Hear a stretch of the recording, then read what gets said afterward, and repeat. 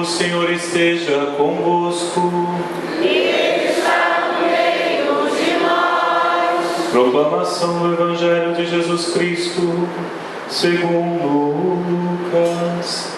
Glória a vós, Senhor. Naqueles dias, Maria partiu para a região montanhosa, dirigindo-se apressadamente a uma cidade da Judéia. Entrou na casa de Zacarias e cumprimentou Isabel.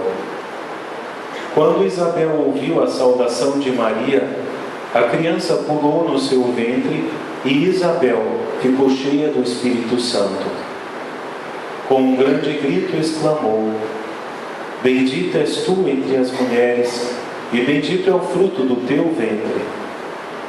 Como posso merecer que a mãe do meu Senhor me venha visitar? Logo que a tua saudação chegou aos meus ouvidos, a criança pulou de alegria no meu ventre. Bem-aventurada aquela que acreditou, porque será cumprido o que o Senhor lhe prometeu. Então Maria disse: A minha alma engrandece o Senhor, e o meu espírito se alegra em Deus, meu Salvador, porque olhou para a humildade de sua serva. Doravante todas as gerações me chamarão bem-aventurada, porque o Todo-Poderoso fez grandes coisas em meu favor. O seu nome é santo, e sua misericórdia se estende de geração em geração a todos os que o respeitam. Ele mostrou a força de seu braço, dispersou os soberbos de coração, derrubou do trono os poderosos e elevou os humildes, encheu de bens os famintos e despediu os ricos de mãos vazias. Socorreu Israel, seu servo, lembrando-se de sua misericórdia, conforme prometera aos nossos pais, em favor de Abraão e de sua descendência para sempre. Maria ficou 3 meses com Isabel, depois voltou para casa.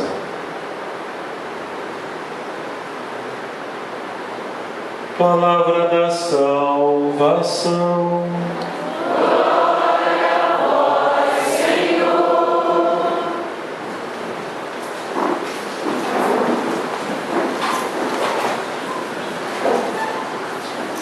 Como nós percebemos hoje, meus irmãos, minhas irmãs, queridas crianças, futuros coroinhas, os familiares que estão aqui presentes, hoje é festa. Claro, toda semana, todo domingo é festa, para nós é a Páscoa contínua, mas hoje de forma especial há um motivo para celebrarmos a Deus, que é a solenidade da Assunção de Nossa Senhora. No calendário católico, dia 15 de agosto é o dia da Assunção de Maria.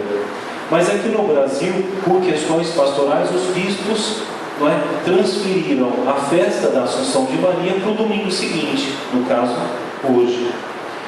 E no domingo seguinte, no terceiro domingo do mês de agosto, sempre vai acontecer de celebrarmos também as vocações religiosas. O que é isso? O que quer dizer isso? Na igreja a gente pode se casar, na igreja a gente pode ser padre, e na igreja a gente pode entregar nossa vida amando a Deus e servindo aos irmãos, sem se casar, obviamente. Aí a gente pode trabalhar nas missões, ajudando na educação das crianças, trabalhar junto com os pobres. A vida religiosa é a vida de uma freira, de um irmão que abdicou-se de fazer, quis não constituir uma família para estar a serviço de Deus no serviço aos irmãos.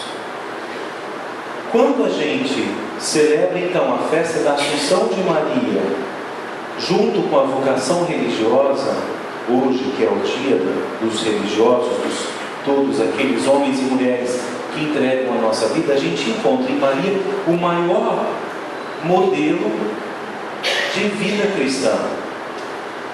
Vou contar uma história para vocês entenderem um pouquinho melhor. Antes do Evangelho de hoje, que foi lido, Vocês viram que bonito que foi, não é? Maria, ela vai apressadamente na casa de uma prima sua. Como é que chamava aquela prima? Isabel. Por que Maria vai até a casa de Isabel? Quem prestou atenção no Evangelho sabe. Por que ela vai ajudá-la? Porque ela estava grávida. Isabel era já uma senhora. Então imagina uma senhora, não muito senhora, mas grávida. Então ela tinha algumas dificuldades para gerar bem o filho. Precisava da ajuda de algumas pessoas. Mas a história que eu vou contar é anterior a isso. Antes de acontecer de Maria ir visitar sua prima Isabel e prestar ajuda, ela foi visitada por quem? Pelo anjo Gabriel, que me fez um convite. Um convite para ser o quê? A mãe do Salvador, a mãe de Jesus. Então eu imagino que deve ter sido assim.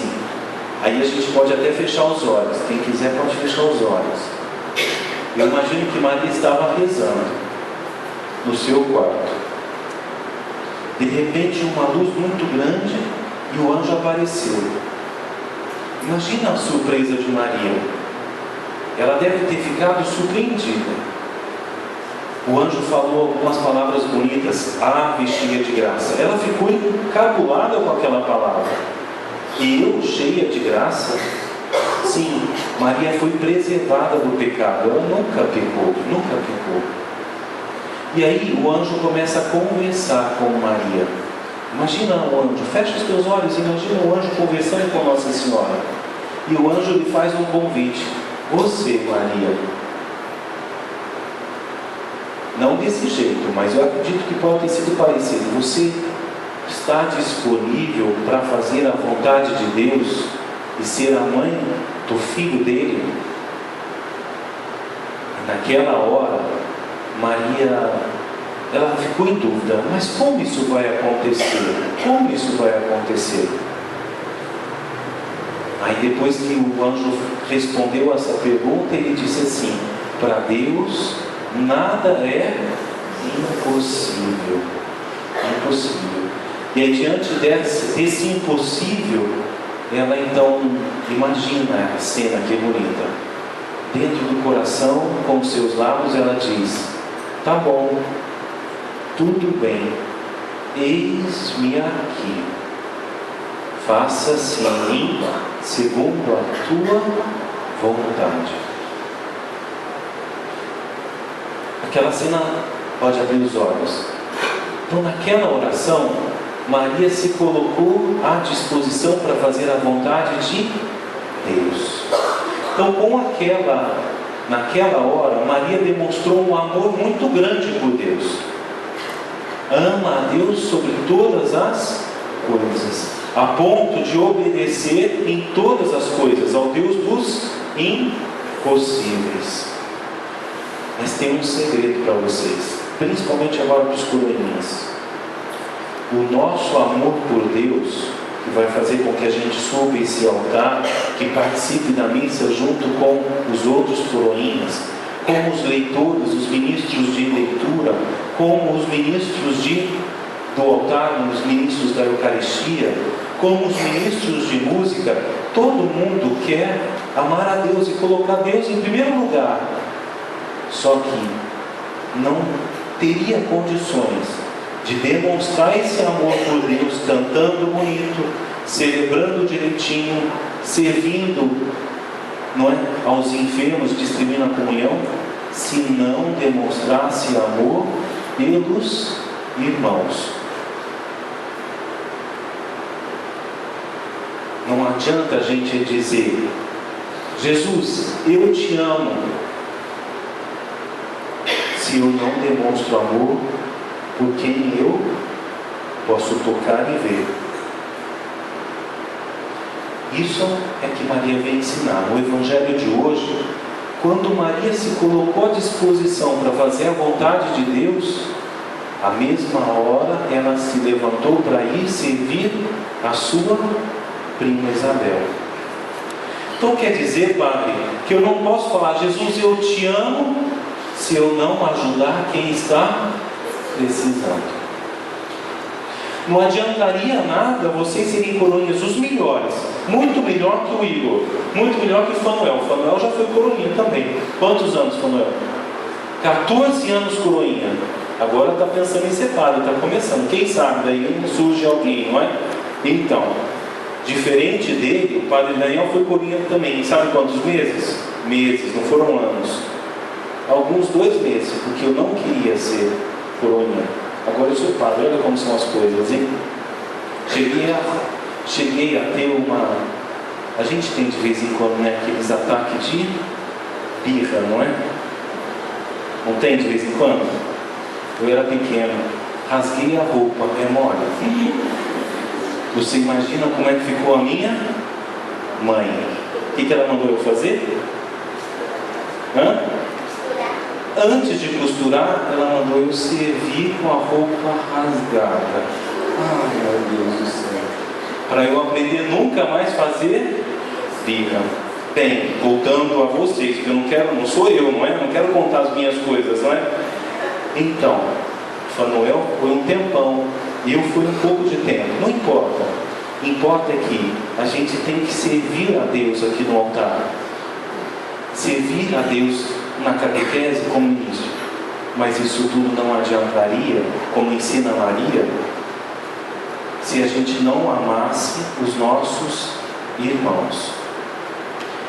Então olha para mim aqui, ó. Vocês principalmente, eu vou sentar para ficar na altura. A gente vai, vocês vão hoje ser investidos coroinhas.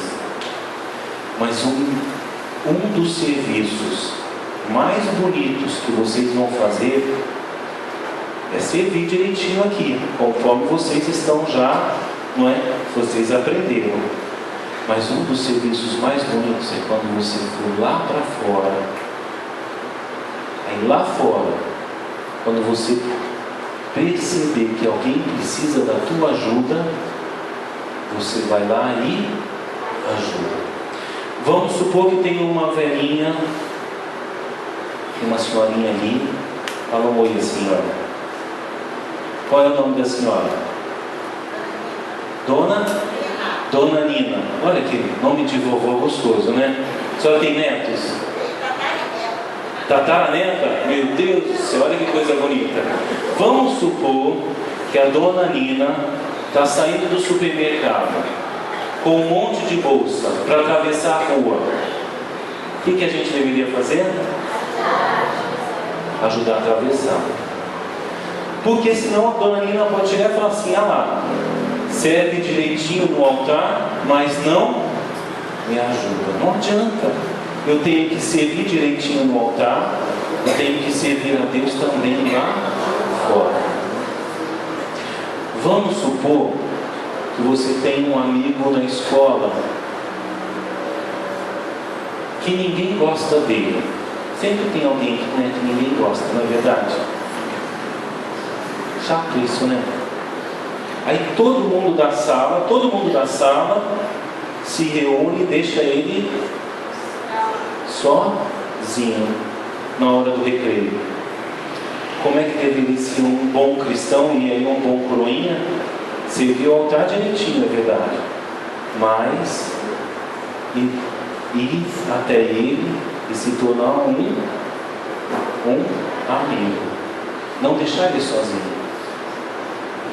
Então veja bem, Nossa Senhora nos ensina que a gente deve amar a Deus, mas a gente demonstra o nosso amor por Deus amando os nossos irmãos.